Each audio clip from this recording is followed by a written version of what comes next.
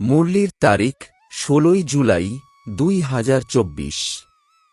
ওম শান্তি। মধুবন থেকে বাপদাদা বলছেন, মিষ্টি বাচ্চারা, ড্রামার যথার্থ নলেজের দ্বারাই তোমরা অচল এবং একরস থাকতে পারবে, মায়ার ঝড় তোমাদের নাড়াতে পারবে না। প্রশ্ন, বাচ্চারা, দেবতাদের কোন মুখ্য গুণটি তোমাদের মধ্যে দেখতে পাওয়া উচিত? উত্তর, প্রফুল্ল থাকা। দেবতাদের সর্বদা হাসিমুখে প্রফুল্লিত দেখানো হয়। বাচ্চারা, তেমন তোমাদেরও সদা প্রফুল্ল থাকতে হবে, যাই হোক না কেন তোমরা হাসিমুখে থাকো। কখনোই উদাস হওয়া বা ক্রোধ আসা উচিত নয়। বাবা যেমন তোমাদের ঠিক বা ভুল কি তা বুঝিয়ে বলেন, কখনোই রাগ করেন না, উদাস হন না, বাচ্চারা, তেমন তোমরাও উদাস হবে না। ওম শান্তি। অসীম জগতের বাচ্চাদের অসীম জগতের বাবা বোঝাচ্ছেন। লৌকিক বাবা তো এমন কথা বলবেন না। তাদের তো বড়জোর ৫-৭টি বাচ্চা থাকে। এই যে সমস্ত আত্মারা, তারা নিজেদের মধ্যে হল ভাই ভাই। এদের সকলের অবশ্যই একজন বাবা থাকবেন। এমন বলাও হয় যে আমরা সব ভাই ভাই। এ কথা সবার জন্য বলা হয়। যেই আসবে তাকে বলা হবে আমরা সব ভাই ভাই। এই ড্রামার বাঁধনে তো সবাই আবদ্ধ, যেই ড্রামাকে কেউই জানে না। এই না জানাও এই ড্রামাতেই নির্ধারিত রয়েছে, যা একমাত্র বাবা এসেই শোনান। শাস্ত্র কথা ইত্যাদি যখন বসে শোনানো হয় তখন বলা হয়, পরমপিতা পরমাত্মায় নমঃ। এখন তিনি কে, এ কথা কেউই জানে না। মানুষ বলে থাকে ব্রহ্মা দেবতা, বিষ্ণু দেবতা, শঙ্কর দেবতা, কিন্তু বুঝে কেউই বলে না। বাস্তবে ব্রহ্মাকে দেবতা বলা হবে না। দেবতা বিষ্ণুকে বলা হয়। ব্রহ্মার কথা কেউই জানে না। বিষ্ণু দেবতা ঠিক আছে, শঙ্করের তো কিছুই পাঠ নেই। তাঁর তো কোনো বায়োগ্রাফি নেই। শিব বাবার তো বায়োগ্রাফি আছে। তিনি আসেনি পতিদের পবিত্র বানাতে আর নতুন দুনিয়া স্থাপন করতে। এখন এক আদি সনাতন দেবী দেবতা ধর্মের স্থাপনা আর সব ধর্মের বিনাশ হবে। তাহলে সকলে কোথায় যাবে? শান্তিধামে। সকলের শরীরই তো বিনাশ হতে হবে। নতুন দুনিয়াতে কেবল তোমরা থাকবে। মুখ্য ধর্ম যা, তা তোমরাই জানো। সকলের নাম তো নেওয়া সম্ভব নয়। ছোট ছোট ডালপালা তো অনেকই আছে। প্রথমে তো দেবী দেবতা ধর্ম, তারপর ইসলামী। এই কথা এক তোমরা বাচ্চারা ছাড়া আর কারোর বুদ্ধিতে নেই। এখন সেই আদি সনাতন দেবী দেবতা ধর্ম প্রায় লোপ হয়ে গেছে। তাই বটগাছের অর্থাৎ কলকাতার শিবপুর বোটানিক্যাল গার্ডেনের উদাহরণ দেওয়া হয়। সম্পূর্ণ গাছটি দাঁড়িয়ে আছে, মূল নেই। এই বটগাছটির বয়স অনেক। আর সবথেকে বেশি আজু আদি সনাতন দেবী দেবতা ধর্মের। এই ধর্ম যখন প্রায় লোপ হয়ে যায় তখন বাবা এসে বলেন, এখন এক ধর্মের স্থাপনা আর অনেক ধর্মের বিনাশ হতে হবে, এই জন্য ত্রিমূর্তিও বানানো হয়েছে, কিন্তু তার অর্থ বুঝতে পারে না। বাচ্চারা, তোমরা জানো যে উঁচুর থেকে উঁচু হলেন ভগবান, এরপর ব্রহ্মা, বিষ্ণু এবং শঙ্কর, এরপর যখন সৃষ্টিতে আসে তখন দেবী দেবতা ছাড়া অন্য কোনো ধর্ম থাকে না। ভক্তি মার্গ এই ড্রামাতেই লিপিবদ্ধ আছে। প্রথমে শিবের ভক্তি করা হতো, তারপর দেবতাদের। এ তো ভারতেরই কথা। বাকিরা তো বুঝতে পারে যে আমাদের ধর্ম, মঠ, পথ কবে স্থাপন হয়। আর্যরা যেমন বলে আমরা অনেক পুরানো। বাস্তবে সবথেকে পুরানো হল আদি সনাতন দেবী দেবতা ধর্ম। তোমরা যখন কল্পবৃক্ষ সম্বন্ধে বোঝাও তখন নিজেরাই বুঝতে পারে আমাদের ধর্ম অমুক সময় আসবে। সবাই যে অনাদি অবিনাশী পাঠ পেয়েছে তা তো করতেই হবে, এতে কারোর দোষ বা ভুল বলা যাবে না। এ তো কেবল বোঝানো হয় যে পাপ আত্মা কেন হয়েছে। মানুষ বলবে আমরা সব অসীম জগতের বাবার সন্তান, তাহলে সব ভাইরা কেন সত্য যুগে নেই? তাদের তো ড্রামাতে তখন পার্টই নেই। এই অনাদি ড্রামা বানানো আছে, এতে দৃঢ় বিশ্বাস রাখো, আর কোনো কথা বলো না। তোমাদের চক্র দেখানো হয়েছে যে কিভাবে তা ঘোরে। কল্প বৃক্ষের চিত্রও আছে, কিন্তু এ কথা কেউই জানে না যে এর আয়ু কত। বাবা কারোর নিন্দা করেন না। এ কথা তো বোঝানো হয়, তোমাদেরও এই কথা বোঝানো হয় যে তোমরা কত পবিত্র ছিলে, এখন পতিত হয়েছ, তাই ডাকতে থাকো, হে পতিত পবন এসো। প্রথমে তো তোমাদের সবাইকে পবিত্র হতে হবে, তারপর নম্বরের ক্রমানুসারে পার্ট প্লে করতে আসতে হবে। আত্মারা সকলেই উপরে থাকে, বাবাও উপরে থাকেন, তারপর তাকে সবাই ডাকে যে এসো। এমনিতে তিনি ডাকলে আসেন না। বাবা বলেন যে ড্রামাতে আমার পার্টও নির্ধারিত রয়েছে। লৌকিক ড্রামাতে যেমন বড় বড় প্রধান অভিনেতাদের পার্ট থাকে, এ হল তেমন অবিনাশী ড্রামা। সবাই এই নাটকের বন্ধনে আবদ্ধ। এর অর্থ এই নয় যে সবাই সুতোতে বাঁধা, তা নয়। এ কথা বাবা বোঝান। সেটা হল জড়বৃক্ষ।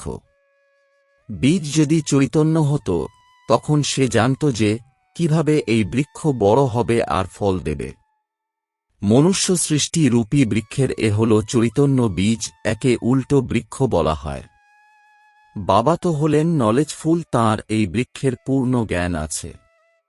এ হল সেই গীতার জ্ঞান, নতুন কোনো কথা নয়। এখানে বাবা কোনো শ্লোক ইত্যাদি উচ্চারণ করেন না। ওরা তো গ্রন্থ পাঠ করে তারপর তার অর্থ বসে বোঝায়। বাবা বোঝান যে এ হল পড়া, এখানে শ্লোক ইত্যাদির দরকার নেই। দুনিয়ার ওই শাস্ত্রের পাঠে কোনো এইম অবজেক্ট বা লক্ষ্য নেই। এমন বলাও হয়ে থাকে যে জ্ঞানভক্তি এবং বৈরাগ্য, এই পুরানো দুনিয়ার বিনাশ হয়ে যাবে। সন্ন্যাসীদের হল সীমিত জগতের বৈরাগ্য, আর তোমাদের হল অসীম জগতের অর্থাৎ বেহদের বৈরাগ্য। শঙ্করাচার্য যখন আসেন, তখন তিনি শেখান সংসারের থেকে বৈরাগ্য। তিনিও শুরুতে শাস্ত্র ইত্যাদি শেখাতেন না। যখন অনেক বৃদ্ধি হতে শুরু করে, তখনই তিনি শাস্ত্র লিখতে শুরু করেন। প্রথমে ধর্মস্থাপক একজনই হন, তারপর ধীরে ধীরে বৃদ্ধি পেতে থাকে। তোমাদের এও বোঝাতে হবে, এই সৃষ্টিতে প্রথমে কোন ধর্ম ছিল। এখন তো এখানে অনেক ধর্ম। আগে আদি সনাতন দেবী দেবতা ধর্ম ছিল, যাকে স্বর্গ বলা হয়। বাচ্চারা, তোমরা রচয়িতা আর রচনাকে জানার কারণে আস্তিক হয়ে যাও।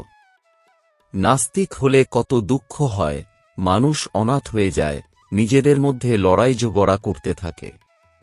বলা হয়, তোমরা ক্রমাগত নিজেদের মধ্যে লড়াই ঝগড়া করছ, তোমাদের কি কোনো মালিক নেই।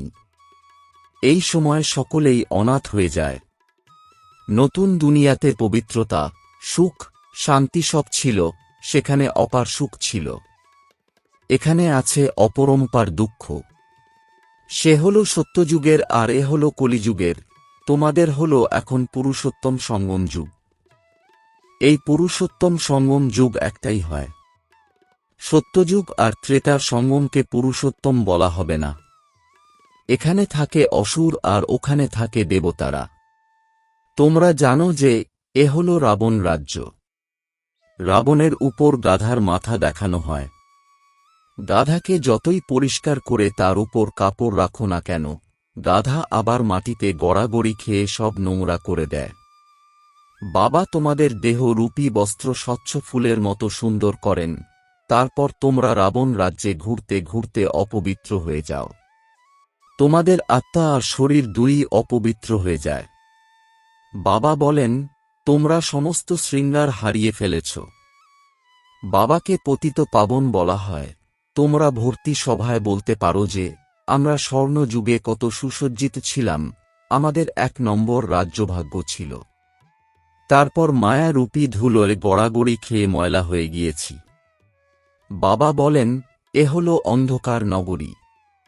মানুষ ভগবানকে সর্বব্যাপী বলে দিয়েছে, যা কিছুই হয়েছে তা হুবহু রিপিট হবে, এতে বিভ্রান্ত হওয়ার কোনো দরকার নেই। 5000 বছরে কত মিনিট, ঘণ্টা, সেকেন্ড, এক বাচ্চা এর হিসেব বের করে সব ধর্মের লোকেদের কাছে পাঠিয়েছিল, এতেও বুদ্ধি ব্যর্থ করেছিল। বাবা তো এমনই বুঝিয়ে বলেন যে দুনিয়া কিভাবে চলে।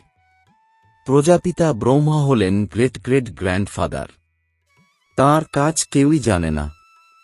তারা অনেক বড় বড় রূপ তৈরি করেছিল, কিন্তু প্রজাপিতা ব্রহ্মাকেই সরিয়ে দিয়েছে। বাবা আর ব্রাহ্মণদের যথার্থভাবে জানেই না। তাকে বলা হয় আদিদেব। বাবা বোঝান যে আমি এই বৃক্ষের চৈতন্য বীজরূপ। এ হল উল্টো বৃক্ষ।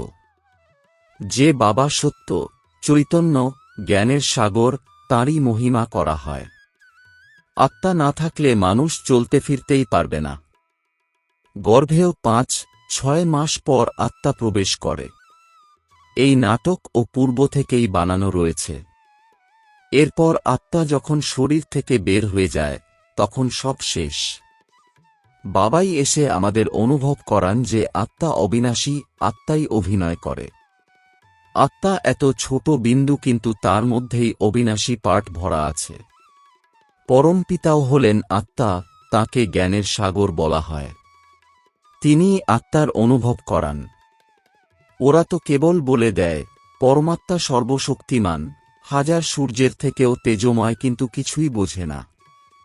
বাবা বলেন যে এসবই ভক্তি মার্গে বর্ণনা করা হয়েছে আর শাস্ত্রে লিখে দেওয়া হয়েছে। অর্জুনের যখন সাক্ষাৎকার হয়েছিল তখন বলেছিল, আমি এত তেজ সহ্য করতে পারছি না, তাই সেই কথাই মানুষের বুদ্ধিতে বসে গেছে। এত তেজময় যদি কারোর ভিতরে প্রবেশ করে তবে বিস্ফোরণ ঘটে যাবে। জ্ঞান তো নেই, তাই না? তাই তারা মনে করে পরমাত্মা হাজার সূর্যের থেকেও তেজময়, আমরা তাঁর সাক্ষাৎকার চাই। ভক্তির ভাবনা ভিতরে বসে আছে, তাই তাদের তেমন সাক্ষাৎকারও হয়। যজ্ঞের শুরুর দিকে তোমাদের মধ্যেও এমন অনেকে সাক্ষাৎকার করত, চোখ লাল হয়ে যেত। সাক্ষাৎকার করেছিল, তাই তারা এমন বলছে। এসবই হল ভক্তিমার্গের কথা। তাই এই সবই বাবা বুঝিয়ে বলেন, এতে গ্লানি করার মতো কোনো কথা নেই। বাচ্চাদের সর্বদা প্রফুল্ল থাকতে হবে। এই নাটক তো পূর্ব থেকেই বানানো রয়েছে। আমাকে এত গালি দেয়, তবুও আমি কি করি? ক্রোধ আসে কি? আমি বুঝতে পারি যে ড্রামা অনুসারে এরা সবাই ভক্তি মার্গে আটকে আছে। এখানে অখুশি হওয়ার কোনো কথাই নেই। ড্রামা এমনই বানানো আছে। আমাকে খুব ভালোবেসে বোঝাতে হয়। বেচারা অজ্ঞান অন্ধকারে রয়েছে, না বুঝলে দয়াও হয়। তোমাদের সর্বদা হাসি মুখে থাকা উচিত। এই বেচারারা স্বর্গের দ্বারে আসতে পারবে না, এরা সবাই শান্তিধামে যাবে। সকলে তো শান্তিই চায়। বাবাই সঠিক কথা বুঝিয়ে বলেন। এখন তোমরা জানো যে এই খেলা সম্পূর্ণ বানানো। এই ড্রামাতে প্রত্যেকেই পার্ট পেয়েছে, এতে অনেক অচল এবং স্থির বুদ্ধির প্রয়োজন। যতক্ষণ না অটল একর্স অবস্থা না হবে ততক্ষণ পুরুষার্থ কিভাবে করবে? যাই হোক না কেন, ঝড়ও যদি আসে তবুও তোমাদের স্থির থাকতে হবে।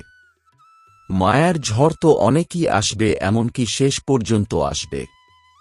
তোমাদের অবস্থা মজবুত হওয়া চাই। এই হল গুপ্ত পরিশ্রম। কোনো বাচ্চা পরিশ্রম করে ঝড়কে উড়িয়ে দিতে থাকে। যে যত বাবার কাছাকাছি থাকবে সে তত উঁচু পদ পাবে। রাজধানীতে তো অনেক পদই আছে। সবথেকে সুন্দর চিত্র হল ত্রিমূর্তি, গোলক অর্থাৎ গোলা আর কল্পবৃক্ষ অর্থাৎ ঝাড়। এগুলো শুরুর দিকে বানানো হয়েছিল। বিদেশে সেবার জন্য এই দুটি চিত্র নিয়ে যেতে হবে। এগুলো দেখেই ওরা খুব ভালোভাবে বুঝতে পারবে। ধীরে ধীরে বাবা যেমন চান যে এই চিত্র কাপড়ের উপরে হোক, তাও তৈরি হতে থাকবে। তোমরা বোঝাবে যে কিভাবে এই স্থাপনা হচ্ছে। তোমরাও যদি এই কথা বুঝতে পারো তাহলে নিজের ধর্মে উঁচু পদ পাবে। খ্রিস্টান ধর্মে তোমরা যদি উঁচু পদ পেতে চাও তাহলে খুব ভালো করে বোঝো। আচ্ছা, মিষ্টি মিষ্টি প্রশিক্ষার্থী বাচ্চাদের মাতাপিতা বাপদাদার স্মরণসহ স্নেহসুমন আর সুপ্রভাত। আত্মিক পিতার আত্মিক বাচ্চাদেরকে জানাচ্ছি নমস্কার। ধারণার জন্যে মুখ্য সার। 1 এই পুরুষোত্তম সঙ্গম যুগে পবিত্র হয়ে নিজের শৃঙ্গার করতে হবে। কখনোই মায়ার ধুলোয় গড়াগড়ি খেয়ে শৃঙ্গার নষ্ট করে ফেলো না। 2 এই ড্রামাকে যথার্থভাবে বুঝে নিজের অবস্থা অটল এবং স্থির বানাতে হবে। কখনোই ঝিমিয়ে যাবে না, সর্বদা প্রফুল্ল থাকতে হবে। বরদান, ভাবনাচিন্তা করে প্রতিটি কর্ম করা, অনুতাপ করা থেকে মুক্ত থাকা জ্ঞানী তু আত্মা ভব। এর বিস্তার সমগ্র বিশ্বেও বলা হয়ে থাকে যে আগে চিন্তা করো তারপর করো। যারা চিন্তা না করে কর্ম করার পর চিন্তা করে তাহলে সেটা অনুতাপের রূপ হয়ে যায়। কর্ম করার পর চিন্তা করা, এটাই হল অনুতাপের রূপ, আর পূর্বে চিন্তা করা, এটা হল জ্ঞানী তু আত্মার গুণ। দাপর কলিযুগে তো অনেক প্রকারের অনুতাপ করতেই থাকে, কিন্তু এখন সঙ্গমে এইরকম চিন্তা ভাবনা করে সংকল্প বা কর্ম করো যেটা কখনো মনেও 1 সেকেন্ডও অনুতাপ না হয়, তখন বলা হবে জ্ঞানী তু আত্মা। স্লোগান, যে দয়াবান হয়ে সর্বগুণ আর শক্তিগুলির দান করে সেই হল মাস্টার দাতা। ওম শান্তি।